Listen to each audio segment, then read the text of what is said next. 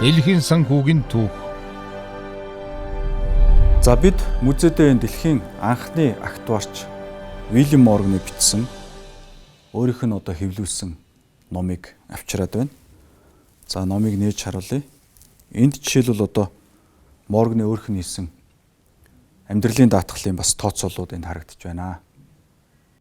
Актуарын ухаан Вильям Морган 1750 он Англи улс.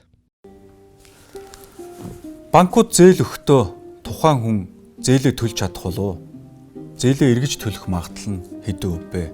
Зээлээ эргэж төлөхгүй байх магадлал нь хэдэн өв бэ гэдгийг тооцоолж үздэг. Энийг та бүгд сайн мэднэ. Яг үүнтэй адилхан даатгалын компаниуд тухайн иргэний автомашиныг даатгахдаа осолд орох магадлал нь хэдэн өв бэ? Амь насыг нь даатгахдаа амь насаа алдах магадлал нь хэдэн өв бэ гэдгийг тооцоолж үздэг.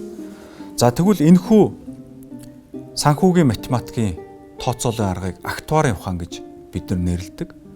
За актуарын ухааны анх үүсгэсэн дэлхийн анхны актуарч гэж зүүн ёсоор тооцогддог Вильям Морган 1750 оны 5 сарын 26-ны өдөр Англи улсад төржээ. Вильям Морганы эцэг бол эмч байсан.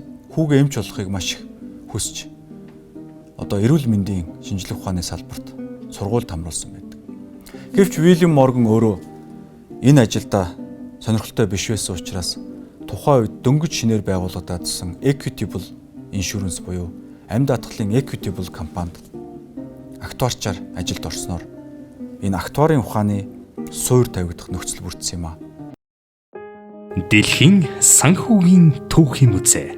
Хүн төрөлхтний санхүүгийн 5,000 жилийн түүхийг өгүүлэх 1000 гаруй их хөлбөр бүхий түүхийн хосгоо үзмрүүд Дэлхийн санхүүгийн музейд төлөөлөгдөж байна. Одоогоор Дэлхийн санхүүгийн түүхийг бүхэлд нь харуулсан музей дэлхийд өөр байхгүй бөгөөд зөвхөн Улаанбаатар хотод оршин байгаа нь та бидний бахархал юм. Олон нийтийн санхүүгийн боловсролыг дээшлүүлэх зорилгын дор эдийн засагч Өлзий хоёрын ган зориг 2017 онд Дэлхийн санхүүгийн түүхийн музейг санаачлан үүсгэн байгуулсан. Олон улсын музейн стандартын дагуу 2019 оны 10 дугаар сард шинжилэн байгуулж олон нийтэд үйлчилж эхэлсэн.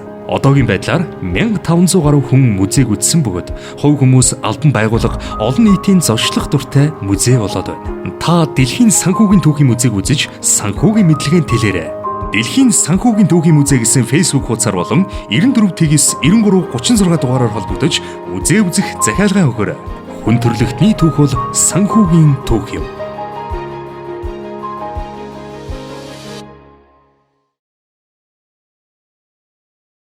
Вильям Морган ердөө 1 жилийн дараа тэрээр актуарч буюу гүйцэтгэх захирал болж дэвшжээ. Даатгуулагчийн амьдралын магадлалыг тооцоолж, амьдралын даатгалын компанид байгуулах нөөцийн сангийн хэмжээг анх удаа олонний үндэслэлтэй зөв тодорхойлсон нь түүний гавьяа юм аа. Вильям Морган компанид 50 гаруй жил ажилласан. 50 гаруй жил ажиллах хоорондоо хэд хэдэн актуарын ухааны сургавчгийг бичиж гаргасан. Энэхүү актуарын сургавчиг нь орчин үеийн санхүүгийн математик болох актуарын суурь ойлголтыг тавьж дэлхийн бүх санхүүчдийн өргөнөөр уншдаг ном болсон гэдгийг хэлхэн зүйтэй. За мэдээч Вильям Морганы ашигласан энэ актуарын тооцооллууд Паскал хэмээх агуу математикч байгаагүй бол өөрийн биелээ олох боломжгүй байсан. За тухайлбал 1654 онд магадлалын онолыг томьёолж гаргаснаар хүн амь насаа алдах магадлал хэдвэ? Автомашин мөргөлдөх магадлал хэдвэ? Үер усанд автах магадлал хэдвэ гэдгийг тооцоолох математикийн суурь тавигдсан.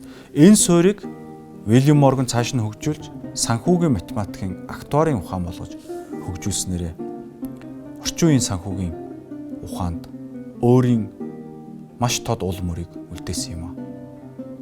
1000 жилийн өмнөх Европт тэжээгчин алдсан гэр бүлийнхнийг боол болох хувь тавилан хүлээдэг байлаа. Харин магадлалын ухааны гогцоог тайлж амьдралын даатгалыг бий болгосноор хүн төрөлхтөн хувь тавилангийн өмнөөс нүүр тулан зогсох боломжтой болсон юм. Дэлхийн санхүүгийн түүхийн музей. Хүн төрөлхтний санхүүгийн 5,000 жилийн түүхийг өгүүлэх 1000 гаруй их хөлбөр бүхий түүхийн хосгоо үзмрүүд дэлхийн санхүүгийн музейд төлөөлөгдөж байна. Одоогоор дэлхийн санхүүгийн түүхийг бүхэлд нь харуулсан музей дэлхийд өөр байхгүй бөгөөд зөвхөн Улаанбаатар хотод оршин байгаа нь та бидний бахархал юм. Олон нийтийн санхүүгийн боловсролыг дээшлүүлэх зорилгын дор эдийн засагч Өлзий баярын ган зориг 2017 онд дэлхийн санхүүгийн түүхийн музейг санаачлан үүсгэн байгуулсан. Олон улсын музейн стандартын дагуу 2019 оны 10 дугаар сард шинжилэн байгуулж олон нийтэд үйлчилж эхэлсэн. Одоогийн байдлаар 1500 гаруй хүн музейг үзсэн бөгөөд хувь хүмүүс албан байгууллага олон нийтийн зочлох дуртай музей болоод байна. Та дэлхийн санхүүгийн түүхийн музейг үзэж санхүүгийн мэдлэгээ тэлээрэй. Дэлхийн санхүүгийн түүхийн музей гэсэн Facebook хуудасаар болон 94-ээс 9336 дугаараар холбогдож музей үзэх захиалгаа өгөөрэй. Хүн төрөлхтний түүх бол санхүүгийн түүх юм.